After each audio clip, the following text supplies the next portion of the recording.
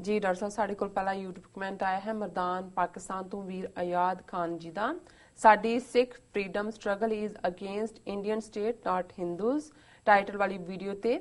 ਇਹ ਲਿਖਦੇ ਹਨ ਤੇ ਇਹਨਾਂ ਨੇ ਇੱਕ ਨਜ਼ਮ ਲਿਖੀ ਹੈ। खालिस्तान की आज़ादी भी करीब ही तो है, उठो जवानों अपना झंडा लहराओ सबसे ऊंचा, मरकर जियो जैसे भगत सिंह शहीद हुआ है, मौत से क्या डर जो आएगा उसको जाना ही तो है, एक रब को मानने वाले आपके दिलों में तौहीद तो ही है, थोड़ा सोचो खालिस्तान की आज़ादी भी करीब ही तो है, जैसे बहादुर हरि सिंह नलवा एक साहूकार ही तो है, सिख बहादुर कौम बात करे तीर और तलवार से, पीछे हटते नहीं सिख ये इनका किरदार ही तो है, हिम्मत करो थोड़ा खालिस्तान तैयार ही तो है, सिखों की बहादुरी पर एक लड़ाके पठान का इकरार भी तो है, मजबूत आपके बाजू सीना आपका चौड़ा और ईमान आपका हथियार ही तो है, आप आज़ादी के झंडे उठाओ आगे बढ़ो अपने दुश्मन के साथ लड़ो, पहचान के वास्ते लड़ना और शहीद होना भी किसी किसी का नसीब ही तो है, खालिस्तान की आज़ादी अभी करीब ही तो है, खालिस्तान जिंदाबाद। जी डॉक्टर साहब जिंदाबाद जिंदाबाद। आज़ाद खान जी का शुक्रिया, उन्होंने बहुत खूबसूरत नज़म लिखी है और मैं समझदा है भी जिवें एक बहादुर कौम की इज्जत बहादुर कौम का इंसान ही करता है, ਜਾਂ ਜਿਵੇਂ ਕਹਿੰਦੇ ਨੇ ਕਿ ਇੱਕ ਸ਼ਿਵਲਰਸ ਪਰਸਨ ਹੀ ਇੱਕ ਸ਼ਿਵਲਰਸ ਪਰਸਨ ਨੂੰ ਐਡਮਾਇਰ ਕਰ ਸਕਦਾ। ਔਰ ਇਹ ਜਦੋਂ ਅਸੀਂ ਹਿਸਟਰੀ ਦੇ ਉਹ ਵਾਕਿਆ ਦੇਖਦੇ ਹਾਂ, ਭਾਵੇਂ ਉਹ ਸਿਕੰਦਰ ਪੋਰਸ ਦੀ ਕਹਾਣੀ ਨਾਲ ਜੁੜਿਆ ਹੋਇਆ ਜੀ ਕਿ ਭਾਈ ਜਦੋਂ ਪੋਰਸ ਉਹਦੀ ਕੈਦ 'ਚ ਵੀ ਚਲਾ ਜਾਂਦਾ ਹੈ, ਉਹਨੂੰ ਪੇਸ਼ ਕੀਤਾ ਜਾਂਦਾ ਹੈ ਤਾਂ ਉਹਨੂੰ ਕਹਿੰਦਾ ਵੀ ਦੱਸ ਕਿ ਤੇਰੇ ਨਾਲ ਕੀ ਸਲੂਕ ਕੀਤਾ ਜਾਏ, ਤੇ ਉਹ ਕਹਿੰਦਾ ਵੀ ਜਿਹੜਾ ਇੱਕ ਬਹਾਦਰ ਬੰਦਾ ਬਹਾਦਰ ਨਾਲ ਕਰਦਾ, ਭਾਵੇਂ ਹੈ ਸੀ ਜਾਂ ਨਹੀਂ ਹੈ, ਪਰ ਇਹ ਡਾਇਲੋਗ ਚੱਲ ਪਿਆ ਔਰ ਇਸ ਦੀ ਇੱਕ ਅਹਿਮੀਅਤ ਹੈ ਕਿ ਅਲਟੀਮੇਟਲੀ ਜਿਸ ਨੂੰ ਬਹਾਦਰ ਮੰਨਿਆ ਜਾਂਦਾ ਹੈ, ਬਹਾਦਰੀ ਨਾਲ ਭਾਵੇਂ ਅੰਗਰੇਜ਼ ਉਹਨਾਂ ਦੀਆਂ ਕੀ ਨੀਤੀਆਂ, ਕਿਵੇਂ ਉਹਨਾਂ ਨੇ ਸਿੱਖ ਰਾਜ ਨਾਲ ਧੋਖਾ ਕੀਤਾ, ਕਿਵੇਂ ਸਿੱਖਾਂ ਦਾ ਰਾਜ ਖੋਇਆ, ਪਰ ਸਰਦਾਰ ਸ਼ਾਮ ਸਿੰਘ ਅਟਾਰੀ ਵਾਲਾ ਜਿਹੜੇ ਸਭਰਾਵਾਂ ਦੀ ਜੰਗ ਦੇ ਵਿੱਚ ਜੂਝ ਕੇ ਸ਼ਹੀਦ ਹੋਏ ਜੀ, ਅੰਗਰੇਜ਼ਾਂ ਨੇ ਜਿਹੜਾ ਬੜੇ ਸਤਿਕਾਰ ਦੇ ਨਾਲ ਜਿਹੜਾ ਉਹਨਾਂ ਨੂੰ ਹਮੇਸ਼ਾ ਹੀ ਰੱਖਿਆ। ਔਰ ਇਹ ਗੱਲ ਕਹੀ ਜਾਂਦੀ ਵੀ ਜਦੋਂ ਵੀ ਅਟਾਰੀ ਦੇ ਲਾਗੋਂ ਉਹਨਾਂ ਦੀ ਫੌਜ ਗੁਜ਼ਰਦੀ ਸੀ ਅੰਗਰੇਜ਼ਾਂ ਦੀ ਜਾਂ ਜਿਹੜੀ ਵੀ ਉਹਨਾਂ ਦੀ ਰੈਜੀਮੈਂਟਸ, ਤੇ ਉੱਥੇ ਉਹ ਸੈਲੂਟ ਦਿੰਦੇ ਸੀ ਅਟਾਰੀ ਨੂੰ ਕਿ ਇਹ ਯੋਧਾ ਹੈ, ਇਹ ਬਹਾਦਰ ਆਦਮੀ। ਔਰ ਇਸੇ ਤਰ੍ਹਾਂ ਜੇ ਅਸੀਂ ਇਸਲਾਮ ਦੀ ਹਿਸਟਰੀ 'ਚ ਸਲਾਹਦੀਨ ਜਾਂ ਕਿੰਗ ਰਿਚਰਡਸ ਭਾਵੇਂ ਲੜ ਰਹੇ ਸੀ, ਕਰੂਸੇਡ ਸੀ, ਲੇਕਿਨ ਉਹਦੇ 'ਚ ਵੀ ਉਹ ਇੱਕ ਦੂਸਰੇ ਨੂੰ ਐਡਮਾਇਰ ਕਰਦੇ ਸੀ। ਈਵਨ 65 ਦੀ ਲੜਾਈ 'ਚ ਪਿਛਲੇ ਹੁਣ 50 ਸਾਲ ਹੋਏ ਨੇ ਔਰ ਮੈਂ ਦੇਖ ਰਿਹਾ ਸੀ ਕਿ ਇੱਕ ਪਾਕਿਸਤਾਨ ਦਾ ਬੜਾ ਬਹਾਦਰ ਪਾਇਲਟ ਜਿਹੜਾ ਆਦਮਪੁਰ ਦੇ ਵਿੱਚ ਜਿਹਨੇ ਅਟੈਕ ਕੀਤਾ, ਬਾਅਦ ਦੇ ਵਿੱਚ ਉਹ ਜਹਾਜ਼ ਉਹਦਾ ਡਿੱਗ ਪਿਆ ਜਾਂ ਦੂਜਾ ਜੀ, ਤੇ ਉਹਦੀ ਆਈਡੀ ਕਾਰਡ ਜਿਹੜਾ ਹੈ ਉਹ ਉਹਨੇ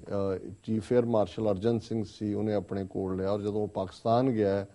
ਉਹਨਾਂ ਦੀ ਫੈਮਿਲੀ ਨੂੰ ਮਿਲਿਆ ਔਰ ਉਹ ਆਈਡੈਂਟੀ ਕਾਰਡ ਵੀ ਔਰ ਕੋਈ ਹੋਰ ਵੀ ਜਿਹੜਾ ਸੀ ਉਹਨਾਂ ਨੂੰ ਦਿੱਤਾ ਔਰ ਉਹਨੇ ਇਹ ਕਿਹਾ ਕਿ ਹੀ ਵਾਜ਼ ਵੈਰੀ ਬਰੇਵ, ਬਹੁਤ ਬਹਾਦਰ ਸੀ। ਅਸੀਂ ਸਮਝਦੇ ਹਾਂ ਵੀ ਇਹ ਇੱਕ ਹਿੱਸਾ ਹੁੰਦਾ ਹੈ ਕਿ ਜਿਹਨਾਂ ਹਾਲਾਤਾਂ 'ਚ ਤੁਸੀਂ ਨੋ ਮੈਟਰ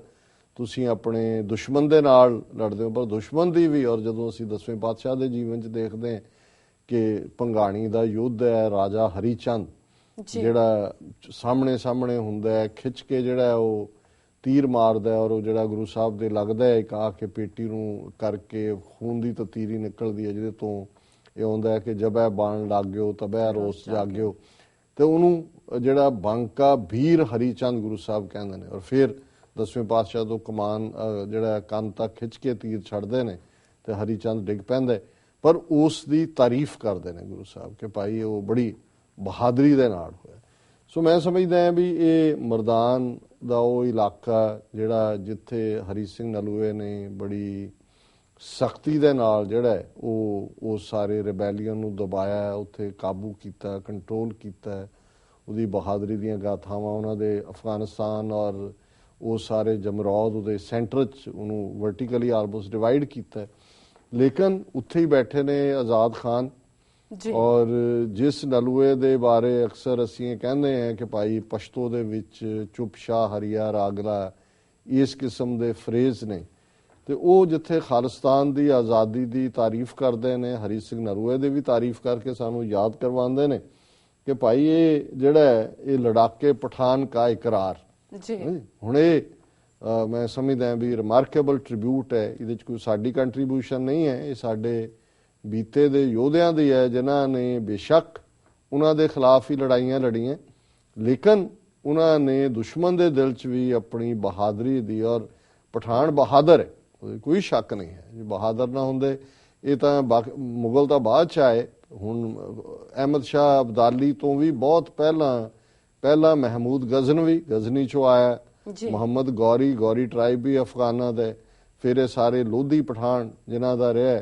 ਔਰ 400-500 ਸਾਲ ਜਿਹੜਾ ਆਲਮੋਸਟ ਉਹਨਾਂ ਨੇ ਮੁਗਲਾਂ ਦੇ ਆਉਣ ਤੋਂ ਪਹਿਲਾਂ ਪਠਾਣਾ ਨਹੀਂ ਕੀਤਾ, ਔਰ ਉਹਨਾਂ ਦੀ ਬਹਾਦਰੀ ਦਾ ਇਹ ਵੀ ਰਿਹਾ ਪੰਜਾਬੀ ਚ ਅਜੇ ਵੀ ਮਾਲਵਾ ਬੈਲਟ ਚ ਸਾਡੇ ਬਾਪੂ ਜੀ ਇੱਕ ਜਿਹੜੇ ਨੇ ਉਹ ਇਸਤੇਮਾਲ ਕਰਦੇ ਹੁੰਦੇ ਸੀ ਫਰੇਜ਼, ਜੇ ਕਿਸੇ ਨੂੰ ਉਹਨਾਂ ਨੇ ਕਹਿਣਾ ਲੈ ਈਡਾ ਤੂੰ ਪਠਾਨ ਲੱਗਾ ਜੀ। ਸੋ ਮੈਂ ਉਹ ਤੋਂ ਲੱਗਦਾ ਹੈ ਕਿ ਵੀ ਕਿਵੇਂ ਪਠਾਣਾ ਦਾ ਕਿੰਨਾ ਦਬਦਬਾ ਸੀ, ਵੈਸੇ ਵੀ ਡੀਲ ਡੌਲ ਦੂਜਾ ਉਹਨਾਂ ਦਾ, ਔਰ ਇੱਕ ਡਰ ਬੇਖੌਫ ਕਿਸਮ ਦੇ ਲੋਕ, ਔਰ ਉਹਨਾਂ ਨੇ ਸਾਨੂੰ ਹੀ ਯਾਦ ਕਰਾਇਆ ਕਿ ਭਾਈ ਮਜ਼ਬੂਤ ਬਾਜ਼ੂ, ਸੀਨਾ ਚੌੜਾ, ਈਮਾਨ ਔਰ ਲੜਨਾ, ਸ਼ਹੀਦ ਹੋਣਾ, ਪਿੱਛੇ ਕਦੇ ਹਟਣਾ ਨਹੀਂ, ਇਹ ਸਾਡੇ ਕਰੈਕਟਰ ਨੇ। ਔਰ ਜਿਹੜੀ ਗੱਲ ਉਹਨਾਂ ਨੇ ਸ਼ੁਰੂ ਚ ਕਹੀ ਸੀ ਕਿ ਵੀ ਇੱਕ ਰੱਬ ਨੂੰ ਮੰਨਣ ਵਾਲੇ ਜਿਹੜੇ ਤੌਹੀਦ ਚ ਯਕੀਨ ਰੱਖਦੇ ਨੇ,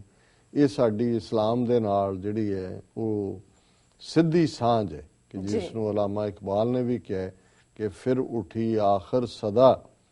तौहीद की पंजाब से हिंद को एक मर्द कामिल ने जगाया ख्वाब से। सो ਅਸੀਂ ਇਹਨਾਂ ਦਾ ਆਜ਼ਾਦ ਖਾਨ ਜੀ ਦਾ ਉਹ ਲਿਖਦੇ ਵੀ ਨੇ, ਫਿਰ ਜਿਹੜੀ YouTube ਦੇ ਥੱਲੇ ਪੂਰੀ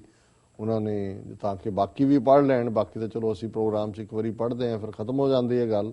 ਰਿਕਾਰਡ ਚਲੀ ਜਾਂਦੀ ਹੈ, ਪਰ ਇਹਨਾਂ ਦੇ ਕਾਮੈਂਟ ਵੀ ਹੁੰਦੇ ਨੇ, ਕਈ ਵਾਰੀ ਇਹ ਪੂਰਾ ਆਡਾ ਲੈਂਦੇ ਨੇ ਜਿਹੜੇ ਖਾਲਿਸਤਾਨ ਦੇ ਖਿਲਾਫ ਲਿਖਦੇ ਨੇ ਜੀ, ਤੇ ਕਈ ਵਾਰੀ ਜਰਾ ਸਖਤ ਸ਼ਬਦ ਵੀ ਉਹਨਾਂ ਦੇ ਲਈ ਇਸਤੇਮਾਲ ਕਰਦੇ ਨੇ। ਸੋ ਇਹਨਾਂ ਦਾ ਬਹੁਤ ਬਹੁਤ ਸ਼ੁਕਰੀਆ ਆਜ਼ਾਦ ਖਾਨ ਜੀ ਦਾ। ਜੇ ਤੁਹਾਨੂੰ ਸਾਡੇ ਤੇ ਫਖਰ ਹੈ ਔਰ ਸਾਡੇ ਤੇ ਭਰੋਸਾ ਹੈ ਕਿ ਵੀ ਅਸੀਂ ਖਾਲਿਸਤਾਨ ਹਾਸਲ ਕਰਾਂਗੇ, ਤਾਂ ਸਾਨੂੰ ਵੀ ਆਪਣੇ ਲੜਾਕੇ ਪਠਾਨ ਦੇ ਇਕਰਾਰ ਤੇ ਜਿਹੜਾ ਇਤਬਾਰ ਹੈ। ਬਿਲਕੁਲ।